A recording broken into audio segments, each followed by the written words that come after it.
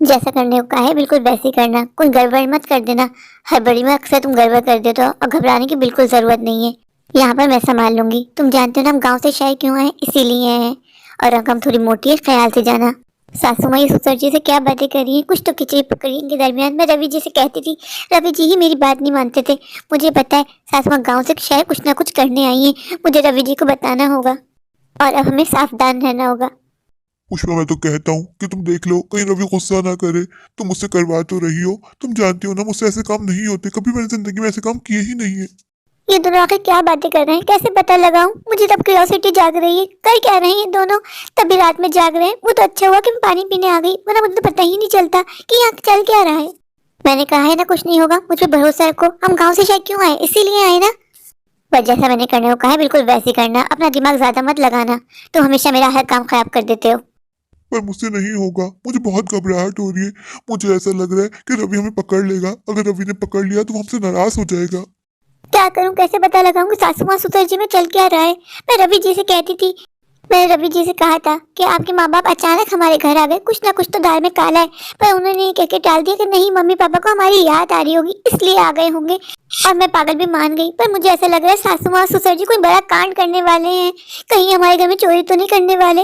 वैसे मेरे घर में कितनी कीमती चीजें हैं। हो सकता है इन दोनों के दिल में कोई मैल आ गया हो, सोचा होगा ये चीज लेके जाएंगे गाँव जाके बेचेंगे, माला माल हो जाएंगे। है तो गरीब लोग ही ना।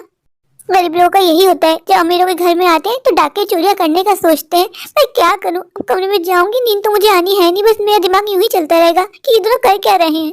ऐसा करती हूँ, रवि जी के पास जाती हूँ और उनको सारी सच्चाई बता देती हूँ, जो मैंने आंखों से देखा और जो कानों से सुना। रवि जी को मेरी बात पे यकीन करना होगा, इससे पहले कि हमारा बहुत बड़ा नुकसान हो जाए। ये बुढ़ा बुढ़ा कोई बड़ा कांड करके चल जाए और हमें फंसा दे। जाती हूँ रवि जी को और बता देती हूँ। पहले मैंने सोचा था पहले मैं पता लगाऊंगी, लेकिन नहीं, इसमें रवि जी को इन्वॉल्व करना होगा। कोई बड़ा काम करने जा रहे हैं दोनों के दोनों, तभी रात में जाग रहे हैं। मैंने तो मम्मी पापा पे अंधा यकीन किया था कि ये लोग अपने हमें धोखा नहीं देंगे, लेकिन आजकल की दुनिया में किसी का यकीन नहीं कर सकते। रवि जी आपको नहीं पता मैं कितनी बड़ी ब्रेकिंग न्यूज लाई हूँ। क्या हो गया पूजा, इतनी घबराई हुई क्यों हो? पसीने भी काफी आ रहे हैं। सब ठीक तो है ना? कहीं भूत वूत तो नहीं देख लिया? अब कुछ मुंह से बोलोगी या मूर्ति बन के खड़ी रहोगी? पैर रवि जी कह रही थी, क्या हुआ? बोलो कुछ। मम्मी पापा की तबीयत तो ठीक है ना? पूजा कुछ तो बोलो। कुछ नहीं हुआ आपके मम्मी पापा को। आपको पता है मैं नीचे पानी पीने के लिए गई थी और मैंने क्या देखा कि आपके मम्मी पापा कोई प्लानिंग कर रहे हैं, कुछ बड़ा तो कांड करने वाले हैं दोनों के दोनों। बात तो मेरी पूरी समझ में नहीं आई, लेकिन इतना पता चल गया कि ये लोग कुछ हमारे घर से कीमती चुराने वाले हैं, जिसकी दोनों मिलकर प्लानिंग कर रहे हैं। पूजा, तुम्हारा दिमाग खराब हो गया है? वो लोग मेरी मम्मी पापा हैं, कोई चोर नहीं है। वो लोग भला क्यों हमारे घर से कुछ चुराएंगे? तुमने कुछ और सुना होगा, कुछ और समझी होगी। इसलिए मैं तुमसे कहता हूँ कि ज्यादा फिल्में ड्रामे मत देखा करो। ज्यादा फिल्में ड्रामे देखती हो उसी तरीके से तुम्हारा दिमाग चलता है। मेरी मम्मी पापा तो एकदम शरीफ लोग हैं। मम्मी पापा को अपने घर से चोरी चकारी करने की क्या जरूरत है? सब कुछ उनका ही तो है। मैं जानती थी कि आप मेरी बात पे यकीन नहीं करेंगे, पर आपको कैसे समझाऊं, मैंने खुद सुना है। तुमने ऐसा क्या सुन लिया है जिसकी वजह से तुम मेरे माँ बाप पे शक कर रही हो, इल्जाम लगा रही हो कि वो लोग हमारे घर से चोरी करने वाले हैं? रवि जी वही तो समझ में नहीं आया कि वो लोग बात किस बारे में कर रहे हैं। कोर्ट वर्ड में बातें कर रहे थे आपके मम्मी पापा। पुष्पा, मैं तो सोच रहा हूँ कि ये काम नहीं करते, रवि को बता देते हैं। वरना उसको पता चलेगा कि हमने इतना बड़ा स्टेप ले लिया, वो हम पे कितना गुस्सा करेगा। आपकी बात क्यों समझ में नहीं आ रही? मैं कहती हूँ ना कि कुछ नहीं होगा, इसकी गारंटी मैं लेती हूँ। जो सोच के आए वो करके रहेंगे। आप मुझे जानते हैं ना कि जो बात एक बार मैं ठान लेती हूँ वो मैं फिर करके रहती हूँ। आप इतना क्यों घबरा रहे हैं? मैं हूं ना आपके साथ, आप चाहिए। सिर्फ तुम्हारे कहने पे जा रहा हूँ, वरना मेरा दिल तो बहुत घबरा रहा है। मेरा दिल कह रहा है कि हम गलत कर रहे हैं। जब रवि को पता चलेगा कि हमने इतना बड़ा स्टेप उससे बगैर पूछे ले लिया तो वो कितना गुस्सा करेगा।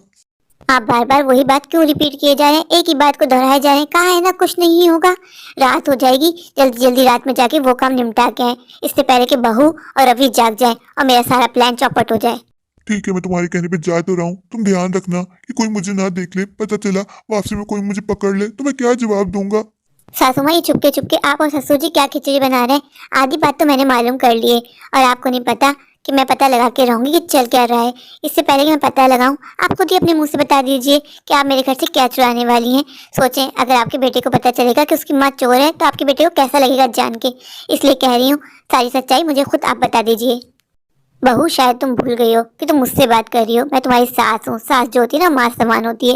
मैं अपने बेटे के घर में डाका डालूंगी, ऐसा तुमने सोचा भी कैसे? तुम्हें शर्म नहीं आती हमारे बारे में ऐसी बात सोचते हुए? क्या तो अपनी माँ के बारे में ऐसा कभी सोचती कि तुम्हारी माँ चोर है? सासू माँ, मैं अपनी माँ को बहुत अच्छी तरीके से जानती हूँ। मेरी माँ कभी अपनी बेटी के घर में डाका नहीं डालेगी।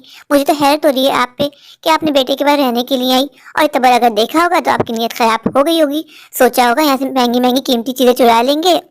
बहू बस, बहुत बोल लिया तुमने। अब मैं एक शब्द भी तुम्हारा बर्दाश्त नहीं करूंगी।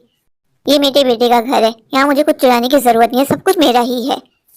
बहू, अपना ज्यादा दिमाग मत चलाओ, जाके सो जाओ। सासू माँ, मुझे आपकी वजह से ही आप पे नजर रखनी पड़ रही है। कल रात मैंने आपको और ससुर जी को बातें करते हुए सुना था। मेरे इतना समझ में आ गया है कि आप लोग कुछ बड़ा कांड करने वाले हैं। बहू, तो अपनी जासूसी करने की आदत छोड़ दो, कोई फायदा नहीं है। क्या हो गया पुष्पा? तुम्हारी ये बहू की चिल्लाने की आवाज आ रही थी? क्या बहू को हमारी प्लानिंग के बारे में पता चल गया? मैं तो अभी भी कहता हूँ सोच तो नहीं करते, वापस गांव चलते हैं। मुझे बहुत डर लग रहा है। मैंने आज तक जिंदगी में कभी ऐसा कोई काम नहीं किया जैसा तुम मुझसे अब करवा रही हो। बहू को हम पे शक हो गया है, वो सब रवि को बता देगी। सोचो, हमारी प्लानिंग बीच में ही खराब हो जाएगी। क्या फायदा ऐसी प्लानिंग का? बहू को हम दोनों पे शक जरूर हुआ है, पर वो ये पता नहीं लगा पाई कि हम कर क्या रहे हैं। उसको इसी सोच में रहने दीजिए, उसको हमारी जासूसी करने दीजिए, बस हम लोग अपना काम कर लेंगे।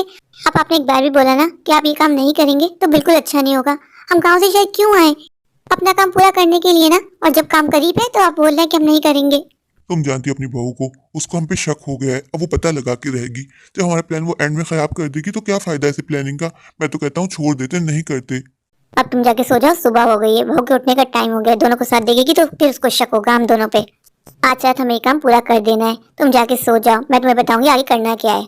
जाओ यहाँ से, कि इससे पहले यहाँ बहू आ जाए और फिर हम लोग पे शक करे। ससुआ, आप लोग मुझे पागल करके रख दिए। आप मुझे मरीजा बना देंगी। बता दीजिए ना आप कर क्या रही हैं। आपकी वजह से मुझे रातों में नींद नहीं आ रही, आप पे नजर रखनी पड़ रही है। आखिर चल क्या रहा है? बहू, जब वक्त आएगा तुम्हें खुद पता चल जाएगा। इसलिए कह रही हूँ कि मुझ पे नजर रखना छोड़ दो। क्यों अपनी रातों की नींद हराम की हुई है? हम ऐसा कुछ नहीं करने वाले। बेफिक्र हो जाओ, हम तुम्हारे घर पे डाका नहीं डालेंगे, तुम्हारे घर से कुछ नहीं चुराएंगे। सासू माँ, आपने मुझे उल्लू समझा है। मैं आपकी बातों में आ जाऊंगी और आप पीछे से वारदात करके निकल जाएंगी। नजर तो आप पे रख के रहूंगी। और मैं आपको बता देती हूँ, अगर मैंने आपको चोरी करते हुए पकड़ लिया ना तो मैं खुद आपको थाने लेके जाऊंगी और आप दोनों के खिलाफ रिपोर्ट लिखवाऊंगी। और आपको बता देती हूँ, आपकी बची कुछ जिंदगी भी जेल में कटेगी। बहू, तुम्हें किसने रोका है? तुम्हें जो करना है तुम वो करो, और जो मुझे करना है वो मुझे करने दो। जासूसी अब बंद करो। मैं अब बहुत थक गई हूँ, मैं अब सोने जा रही हूँ। सासू माँ, आप बहुत ज्यादा ढीठ हैं। आपके ऊपर तो वाली कहावत सूट होती है, उल्टा चोर कुतवाल को डांटे। एक तो चोरी, ऊपर सीना चोरी, बहुत ढीठ हैं आप। कांड करने में खुद लगी हुई है और ऐसे दिखा रही है जैसे मैं गलत हूँ। बहू, इस वक्त मुझे तुमसे कोई बात नहीं करनी, और मैं कोई नहीं हूँ जो तुम्हें सफाइयाँ देती फिरूं। तुम्हें जो सोचना है सोचती रहो, और जो मुझे करना है वो तो मैं करके ही रहूंगी। पूजा, इस टाइम तुम मुझे बाहर लेके क्यों आई हो? मैं कह रहा हूँ ना, ऐसा कुछ भी नहीं है। वो पता लगा कि हाँ, बाबूजी मुझे बिस्तर पे नहीं मिले। हो सकता है बाबूजी की तबीयत खराब हो रही हो, उनको एसिडिटी की प्रॉब्लम है। हो सकता है वो वॉक करने गए हो। तुम तो उन पे शक करके बैठी हो कि वो बाहर गए हैं, कुछ ना कुछ कांड कर रहे होंगे। मैंने तुमसे कहा है ना, मेरी मम्मी पापा बिल्कुल ऐसे नहीं है। वो लोग बोले हैं बोले, उनके अंदर कोई चालाकी नहीं है। आप तो बस रहने दीजिए। आप अपने माँ बाप पे अंधा यकीन रखते हैं, लेकिन जब यकीन टूटेगा ना, बता देती हूँ, आपका दिल टूट जाएगा, खून का आंसू रोएगा आपका दिल। आपको मेरी बात पे तो यकीन नहीं है, लेकिन जब अपनी आंखों से देखेंगे फिर तो यकीन कर लेंगे ना। पूजा, यहाँ खड़े हुए मैं 3 से 4 घंटे हो गए। बाबूजी का कोई पता नहीं है। मुझे तो ऐसा लगा बाबूजी अपनी किसी फ्रेंड के यहाँ गया, माँ जी सो रही है। जब जागेंगी तो पूछ लेना। आप अंदर चलो, तुम बहुत ज्यादा शक करने लग गई हो। मुझे ऐसा लगता है तुम्हें किसी अच्छे डॉक्टर की जरूरत है, जाके अपना इलाज करवाओ। शुक्र है कि बाहर का रास्ता बिल्कुल साफ है। मुझे तो ऐसा लग रहा था कि आज मैं पकड़ा जाऊंगा, सिर्फ और सिर्फ पुष्पा की वजह से। इतनी बड़ी मोटी रकम मेरे हाथ में पकड़ा दी। मैं तो सोचा था कि मैं लूटी ना जाऊं। भला रात में कोई ऐसा काम करता है क्या? क्या हुआ बाबूजी, आपकी हवाइयाँ क्यों उड़ गई? आपको लगा कि आपकी चोरी पकड़ी गई? देखा, मुझे पता था कि आप दोनों कोई कांड कर रहे हैं। बहू, बहुत हो गया। कब से हम पे शक किए जा रही हो? शक करने की भी एक हद होती है बहू। कब से मैं देख रहा हूँ तुम बारह पूछने से एक ही सवाल पूछे जा रही हो, क्या कर रहे हैं, क्या कर रहे हैं। तुम चलो मेरे साथ अंदर, आज तुम्हें सारा राज बता ही दूंगा। पुष्पा, अब बहुत हो गई ड्रामे। मैं थक गया हूँ कि हम पे बार बार शक करिए। बता दो इसको कि हम क्या कर रहे हैं। ये मुझे क्या बताएंगी, ये तो खुद चोरी कर रही हैं। बताएंगी सासू माँ कि आप लोग क्या चाले चल रहे हैं हमारे साथ? सासू माँ, क्या हो गया? आपकी आवाज क्यों बंद हो गई? गले से आवाज नहीं निकल रही? क्या ग्रीन टी पिलाऊं जिससे आपका गला साफ हो जाए? फिर शायद आपके लिए इजी हो कि आप बता सकें आप क्या चाले चल रही हैं। बहू, अब मैं तुम्हें बता ही देती हूँ, तुमने मेरा सारा सरप्राइज खराब कर दिया। पुष्पा, मैंने तुमसे कहा था कि इस प्लान में बहू को शामिल कर लो, पर तुम मेरी सुनती कब हो? ए जी, मैंने तो बस यही सोचा था कि रवि के साथ साथ पूजा को भी सरप्राइज देंगी, पर मुझे नहीं पता था कि मेरी बहू इतनी शकी है। कैसा सरप्राइज सासू माँ? रवि ने हम दोनों के लिए बहुत किया। हम लोग रवि के लिए कुछ करना चाहते थे। सासू माँ, मुझे तो ऐसा लग रहा है आप फिर मुझे उल्लू बनाने की कोशिश कर रही हैं। लेकिन सासू माँ, इस बार मैं सच्चाई जानना चाहूंगी। बहू बीच में टिपी देने से अच्छा है कि मेरी बात खुले कानों से सुनो। हम कोई चाल नहीं चल रहे, हम सिर्फ रवि को सरप्राइज देना चाहते थे। हम गांव से शहर सिर्फ इसीलिए आए थे। हमने अपनी हवेली बेच दी है। रवि ने हमारे लिए बहुत कुछ किया है। अब हम रवि के लिए कुछ करना चाहते थे। रवि का जन्मदिन करीब आ रहा है। हम अपने बेटे रवि के जन्मदिन में उसको उसकी ड्रीम कार गिफ्ट करना चाहते थे। इसी वजह से हमने अपनी हवेली बेची और हम यहाँ शहर आए। ताकि उसको कार गिफ्ट कर सके, लेकिन तुमने हमारा सारा प्लान चौपट कर दिया। इसलिए कहते हैं कभी आधी अधूरी बात पर रिएक्ट नहीं करना चाहिए जब तक आपको पूरी बात पता ना चल जाए। हमने अपने बेटे को पढ़ाया लिखा है, आज इस काबिल बनाया है कि तुम इस घर में आराम से रह सको, तो हमें ही चोट समझ रही हो। माँ जी मुझे माफ कर दे, सारी गलती मेरी है। मैं जानती हूँ मैंने आप लोग पे शक किया, आप लोग को चोट समझा, उसके लिए मैं बहुत शर्मिंदा हूँ। बहू तुमने ऐसा सोचा भी कैसे कि मैं अपने बेटे के घर में डाकर डालूंगी?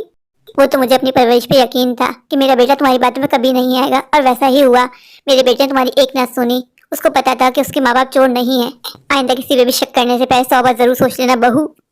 माँ जी मुझे माफ कर दीजिए कि मैंने आप पे शक किया। आज के पूरे इंसिडेंट से मुझे ये सीख मिली कि कभी भी अपने माँ बाप पे शक करना नहीं चाहिए जब तक पूरी बात ना जान लो। बहू तुमने मेरा बहुत दिल दुखाया। मैं तुम्हें बेटी बना के लाई थी, कभी मैंने तुम्हें बहू समझा ही नहीं, और तुमने हमेशा मुझे सास समझा। माँ जी मैं बहुत शर्मिंदा हूँ, प्लीज मुझे माफ कर दीजिए। जब तक आप मुझे माफ नहीं करेंगी मैं आपके पाँव नहीं छोड़ूंगी। माँ जी प्लीज मुझे माफ कर दीजिए। ठीक है बहू, क्या याद करोगी, मैंने तुम्हें माफ किया, मेरा दिल बहुत बड़ा है। माँ जी जो आपने रवि जी के निकाल प्लान किए उसको हम अच्छा से सजाएंगे। रवि जी ऑफिस से आने वाले होंगे, उनको हम बिग सरप्राइज देंगे। माँ जी मैं केक भी ऑर्डर करती हूँ, और रवि जी का ये बड़ा दिन हम यादगार बना देंगे रवि जी के लिए। मेरी जिंदगी की सबसे बड़ी गलती थी कि मैंने अपने माँ बाप जैसे सास ससुर पे शक किया। प्लीज मुझे माफ कर दे, आइंदा कभी मैं ऐसी गलती नहीं करूंगी। मैं कभी काना गुस्से नहीं करूंगी। माँ कहती थी शुरू से कभी किसी की बात नहीं सुननी चाहिए और ना सुन के इधर उधर करनी चाहिए। सारी गलती मेरी है। माँ जी मुझे दिल से माफ कर दीजिए, मुझे और कुछ नहीं चाहिए आपसे। बहू मैंने तुम्हें माफ किया, तुम्हें अपनी गलती का एहसास हो गया, मुझे और क्या चाहिए। बहू बस तुमसे एक ही रिक्वेस्ट करूंगी कि आइंदा हम बुड्ढा बुढ़िया पे कभी शक नहीं करना, हम चोर नहीं है बहू। मेरे प्यारे प्यारे व्यूवर्स, अगर आपको मेरी आज की ये स्टोरी अच्छी लगे तो प्लीज मेरे चैनल को लाइक कीजिए, अपने दोस्तों के साथ शेयर कीजिए, और हाँ मेरे चैनल को सब्सक्राइब करना बिल्कुल मत भूलिए। तो अभी चाहिए जाकर मेरे चैनल को सब्सक्राइब कर दीजिए। Thank you.